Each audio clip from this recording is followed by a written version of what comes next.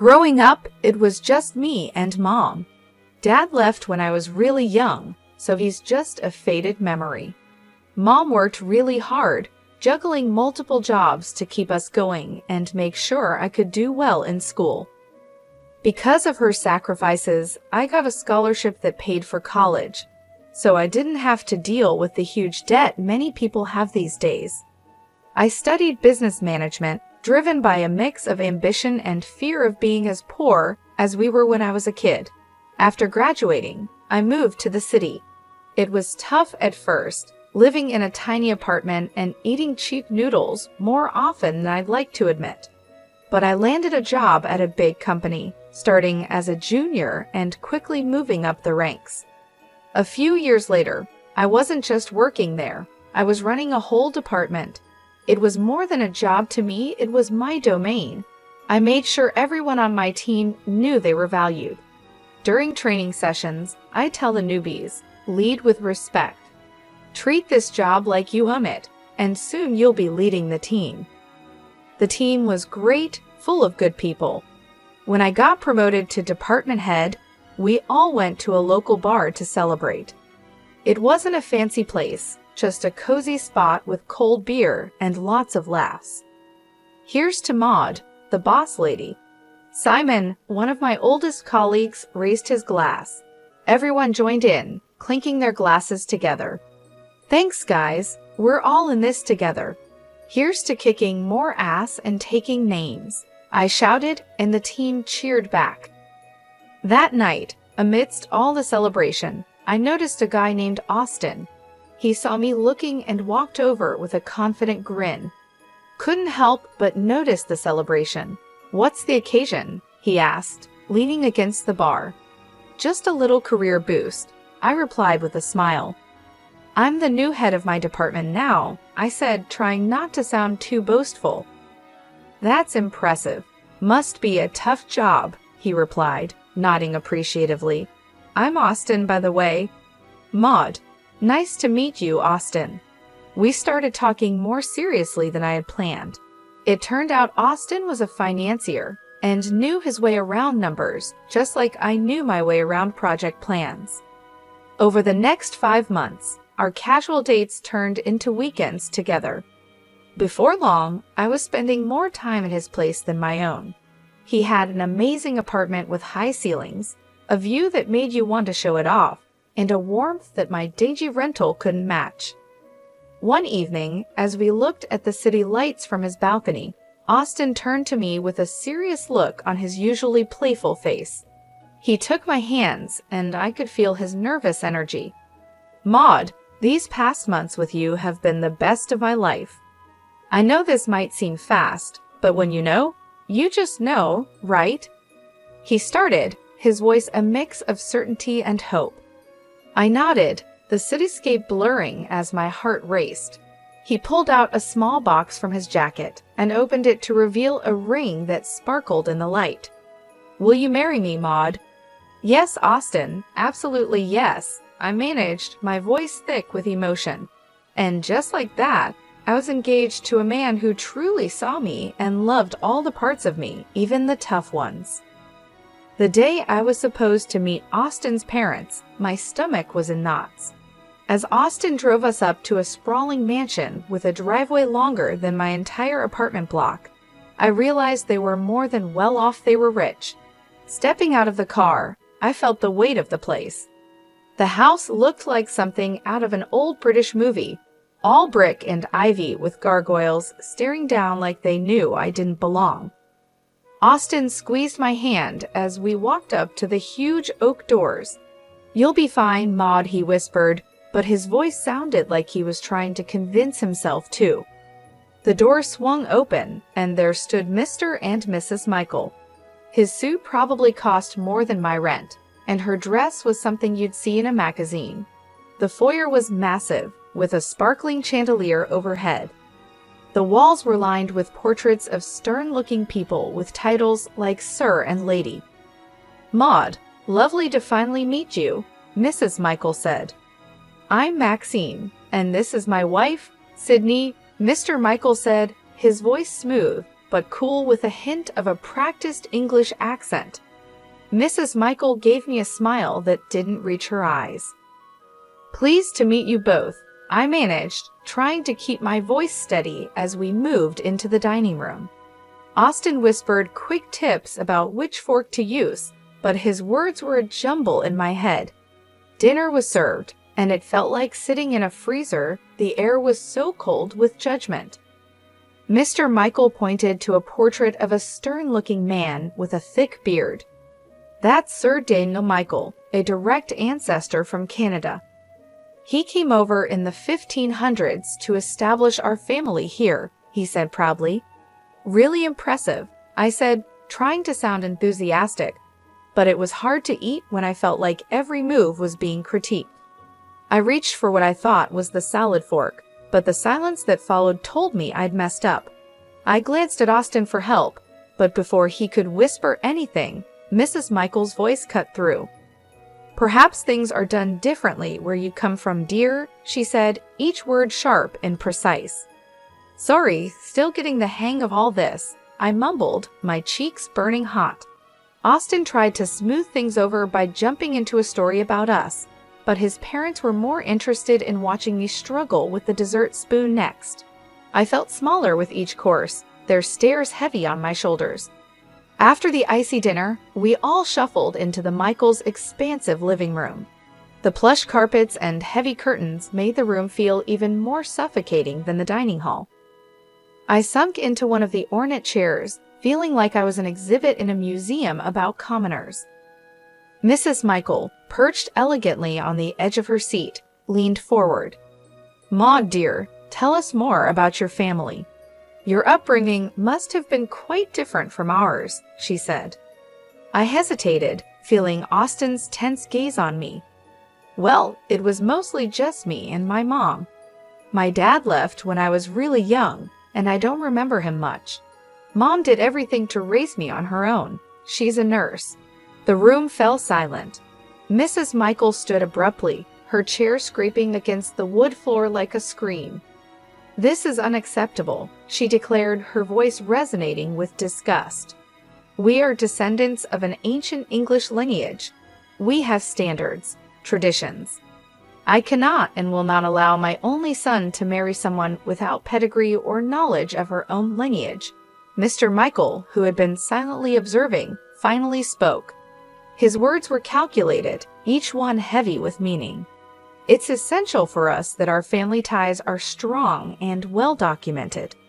Maud, can you even name your great-grandparents?" I felt my face heat up with embarrassment. "I only know about my maternal grandparents," I confessed, my voice barely above a whisper. Mr. Michael rolled his eyes, showing his contempt. "This is exactly what we feared," he muttered under his breath. Austin finally intervened, his tone firm yet pleading. "Mom, Dad, please. Maud is kind, hardworking, and she loves me. Isn't that what should matter?" His mother's gaze was steely. "Respect and adherence to our family standards are what matter, John. If Maud is to join this family, she must learn our ways. She needs to respect where she is coming from, even if it is nowhere significant." Their words stung, cutting through the warm feelings from earlier in the evening. But Austin was looking at me, his eyes begging me to just go along with it. I nodded reluctantly, agreeing to their terms. "Fine," I said, trying to keep my voice steady. "I'll learn about your family and your traditions." Mrs. Michael seemed somewhat pleased by my concession. "Good. You'll start by familiarizing yourself with our family tree and understanding who each person in those portraits is. It's not just about names, Maud. It's about respect for our lineage." As they continued talking about their expectations, I felt a part of me shrivel up. The evening had turned from a simple meet and greet into a trial by fire. I had agreed to their demands, yes, but at what cost? As the room filled with discussions of ancestors and noble deeds, I couldn't help but feel alienated from these people, and, oddly enough, from the parts of Austin that were tied so tightly to them. The weeks following that stiff dinner were a whirlwind. I barely had time to catch my breath between working my day job, and attending the slew of etiquette and style courses that Mr. and Mrs. Michael insisted I take. My day started with the buzz of an alarm before sunrise and ended long after the sun had set, leaving me feeling like a zombie. "Elbows off the table, Maud," the etiquette instructor gently chided during one of our sessions. "And remember, the soup spoon moves away from you when you scoop." I nodded, attempting to mirror her movements, but my mind was on a million other things like the mountain of work waiting for me back at the office and the never-ending wedding plans. "You're doing well," she reassured me, her voice soothing. "These things take time to become second nature." I gave her a weak smile. "Thanks, it's just a lot, you know."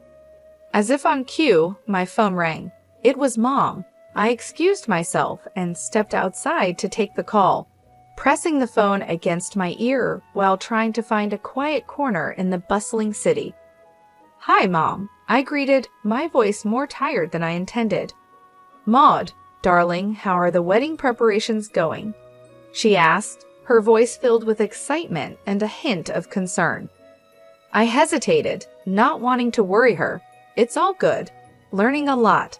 I even picked up how to waltz," I said, trying to keep my tone light. There was a pause, and I knew she wasn't entirely convinced. "You sound exhausted, honey. Are you getting enough rest? You know, all this shouldn't be so hard. You need to take care of yourself." I chuckled weakly. "I'll try, Mom, but there's a lot to juggle right now. Etiquette classes, dance lessons, work, and the wedding planning. Just remember what's important, Maud. It's you and Austin at the end of the day, not all these rules and lessons." Her words were comforting, but as soon as we hung up, the weight of reality settled back on my shoulders. I was caught in a tug-of-war between pleasing Austin's parents and maintaining my sanity. Every day felt like a marathon with no finish line in sight. Back inside, I resumed my training. The instructor's voice was a droning background noise as I practiced the proper way to hold a wine glass, pinch the stem, not the bowl, apparently. In the rare moments of downtime, I'd find myself staring at the ceiling, wondering if all this was worth it: the constant scrutiny, the endless classes, the cold looks from Mr. and Mrs. Michael whenever I slipped up, which was more often than I liked to admit. One evening, as I was about to drift off to sleep, my phone buzzed. It was Austin, his text lighting up the screen. "How was your day? Miss you." I stared at the message, my fingers hovering over the keyboard. I wanted to tell him everything, to pour out my frustrations and fears, but I held back. Instead, I typed a simple, "Miss you too. Long day but all good." As I set the phone down, the silence of my apartment felt overwhelming. Was this how it was going to be? Pushing through the exhaustion, smiling through the stress, all for the sake of fitting into a world that seemed increasingly alien to me. The big day had finally arrived. The venue was a flurry of flowers, fancy dresses, and the faces of the city's high society milling about. My stomach was in knots as I tried to keep calm. I stood in my long, flowing white dress, trying to catch my breath. My mom came over and adjusted a curl on my forehead. "Everything will be just fine, Maud," she reassured me with a soft smile. I wanted to believe her, but as soon as the ceremony began, any hope of a peaceful wedding vanished. Austin's parents were in full superiority mode. Mr. Michael greeted guests with an air of boastfulness, while Mrs. Michael quickly pointed out to everyone how they had made everything possible. As the guests settled, I tried to mingle, but Mrs. Michael pulled me aside with a frosty smile. "Maud, dear, make sure our friends are taken care of. Fetch some drinks. There's a good girl," she instructed, gesturing towards a group of elderly gentlemen loudly discussing politics. "But I started, only to be cut off by her sharp glance.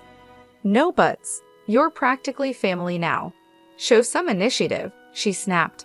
Reluctantly, I carried trays of champagne and hors d'oeuvres between tables, my dress trailing behind me.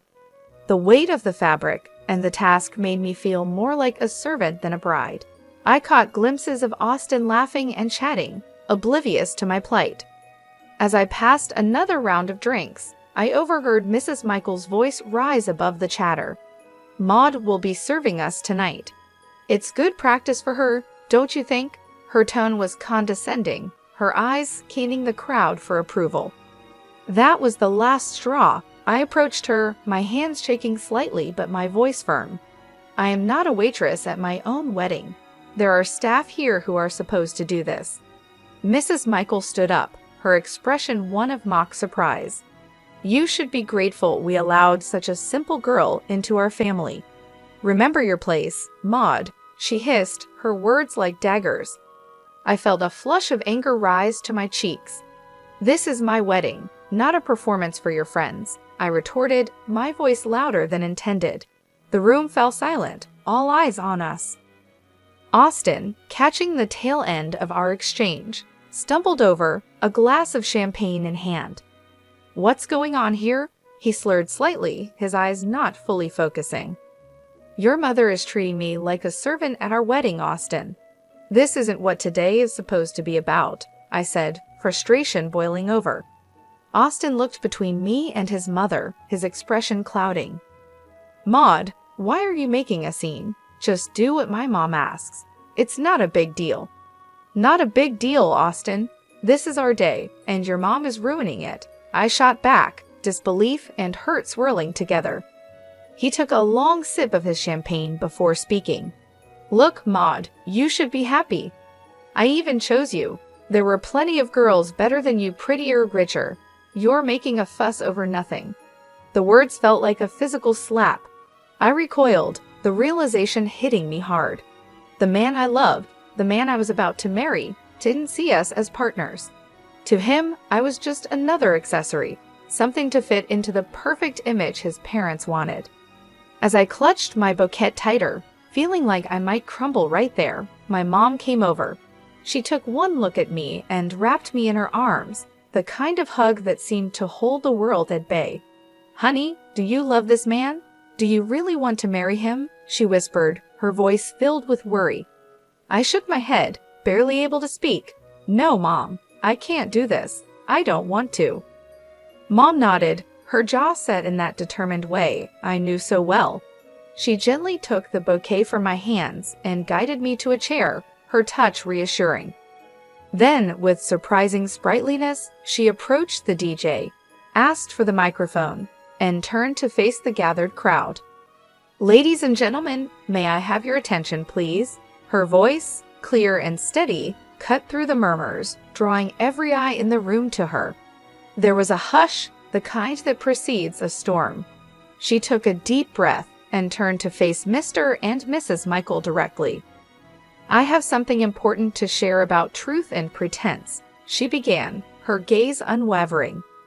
"I went to the same school as Maxime and Sydney Michael. Back then, they didn't carry an English accent or boast of noble blood. Their families were hardworking folks, just like ours." A murmur rippled through the crowd. "Maxime's father was a mechanic, and Sydney's mother served tables at the local diner." She paused, letting the words sink in. "The portraits, the accents, the surname, they bought them all to craft a past that would hide where they really came from." The room erupted into whispers, guests turning to stare at the Michaels, their faces a mix of shock and disbelief.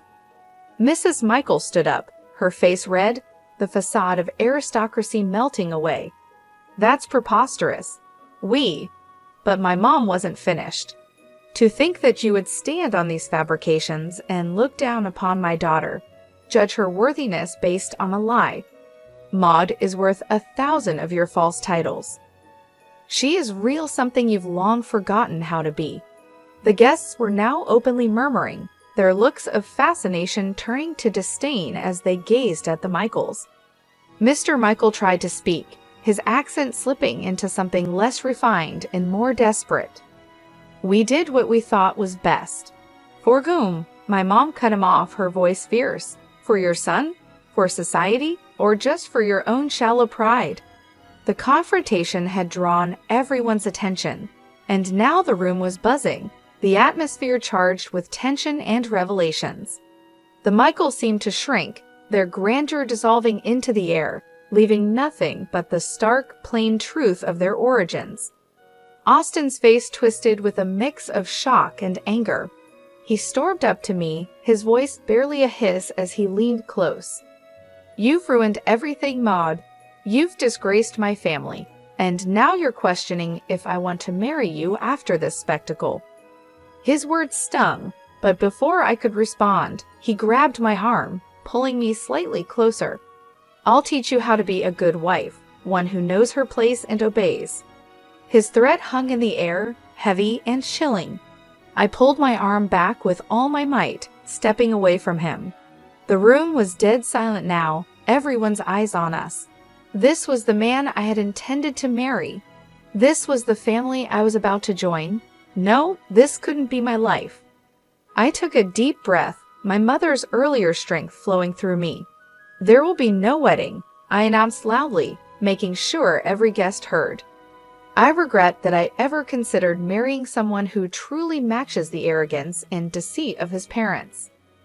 Murmurs filled the room, some of shock, others of support. Austin stood there, mouth agape, as if trying to catch the words and stuff them back into my mouth. My mother came to my side, her presence a comforting shield against the chaos. Together, we walked through the crowd, our heads held high. In the weeks that followed, news of the Michaels' disgrace spread through the city. Their fabricated lineage and high society standing crumbled like a house of cards in a breeze. People who once revered them now crossed the street to avoid their shame. They sold their mansion and moved away, seeking a fresh start where their past wouldn't haunt them. As for Austin, I realized I was free from a life of lies and manipulation. I began to find myself again, living a life where I didn't have to pretend or fit into someone else's mold. My mom and I grew closer, and I discovered that real happiness comes from being true to yourself. I heard bits and pieces, rumors of Austin's downward spiral, of nights spent at bars trying to drink away the scandal. I didn't know if they were true, and frankly, I didn't care. He had shown his true colors, and they were too dark and twisted for me to ever want to look back. "Thank you, Mom," I said to her one evening as we sat in our modest living room, a stark contrast to the opulent falsity I had almost married into. "For everything, for being there, for standing up for me, for helping me see the truth before it was too late." She took my hand, squeezing it gently. "I'll always be here, Maud. You're my daughter, and I raised you to be strong and true. No man, no family can ever make you less than what you are." We sat there, the TV chattering in the background, a normalcy that felt refreshing. I had lost a fiancé but gained back my life, my self-respect, and more importantly, my future. After the whole wedding debacle, going back to work felt like walking into a sanctuary. My colleagues who had heard about the chaos were nothing short of supportive. "Maud, you dodged a bullet, girl," Simon said as soon as I walked into the office. He was leaning against my desk, a steaming cup of coffee in his hand, which he handed to me as a peace offering or maybe a welcome back gift. "Thanks, Simon. Feels good to be back," I replied, taking the coffee and savoring the familiar bitter warmth. And yeah, that bullet was more like a cannonball. "Anyone who makes you serve guests at your own wedding is no husband material. You deserve way better, hun," Sabrina chimed in from her cubicle across the way. I smiled, grateful for the camaraderie. "I think so too. It's nice to be back where I'm appreciated for what I do, not for the family I might have married into." As the days turned into weeks, the support from my team didn't waver. It was during this healing time that I met Andrew. He was a friend of a friend, nothing fancy about his background, just a genuine guy with a quick smile and an easygoing attitude that was infectious. We met at a small get-together, just a few friends hanging out on a Saturday afternoon. He was there, laughing at something silly when I walked in. "Hey, you must be Maud," he said, standing up to greet me. "I've heard a lot about you. All good things, I promise." "Thanks, Andrew. I hope they didn't embellish too much," I replied, trying to match his easy demeanor. We hit it off instantly. His family was the polar opposite of the Michaels. The first time I met Andrew's parents, and they welcomed me with warm hugs and genuine smiles. "Maud, we're just glad Andrew found someone who makes him so happy," his mom said, pulling me into a hug as soon as I stepped through their front door. It was refreshing, the simplicity of it all. No pretenses, no demands, just mutual respect and acceptance. Andrew and I weren't rushing anything. We were taking our time getting to know each other beyond the surface level. We enjoyed long walks, quiet dinners, and endless conversations about our dreams and goals. I found myself relaxing in his company, appreciating the normalcy and ease that marked our growing relationship. It was a stark contrast to the pressure and expectations I had faced with Austin and his family. Back at work, things were also looking up. My colleagues continued to be supportive, and the office felt like a second home. One day, my boss called me into his office. "Maud, I just want to say we've all noticed how you've handled everything. It's not been easy, but you've managed to keep your performance top-notch." I nodded, unsure where this was leading. "We think it's time for another promotion. You've proven you can handle just about anything, and your leadership has never wavered." Leaving his office, I felt a surge of pride. With a new relationship developing, a career on the rise, and the respect of those I cared about, I was finally in a place where I felt I belonged. It was a complete turnaround from the chaos and heartbreak I had experienced with Austin and his family. Andrew's family continued to welcome me with open arms. Every visit to their home was filled with laughter and warmth. His parents would share stories from Andrew's childhood, and we would all sit around the kitchen table, enjoying simple, hearty meals. I felt like I was part of their family, and the feeling was mutual. They appreciated me for who I was, not for some image or status. At work, I took on new challenges and responsibilities with confidence. My team respected my leadership, and we achieved our goals together. The promotion brought new opportunities, and I embraced them, knowing that I had the support of my colleagues and superiors. As the months went by, Andrew and I grew closer. We celebrated our small milestones, like the first time he met my mom and the first holiday we spent together. Each step forward felt natural and right. There was no rush, no pressure, just a steady building of a strong, loving relationship. One evening, after a particularly good day at work, Andrew and I were sitting on his couch, watching a movie. He turned to me and said, "Maud, I don't know what the future holds, but I know I want you in it." I smiled, feeling the truth of his words. "Me too, Andrew, me too." It was in that moment that I realized I had found what I was looking for, not just in a partner, but in life. I had a loving relationship, a fulfilling career, and the support of people who truly cared about me. I had found my place, and it felt like home.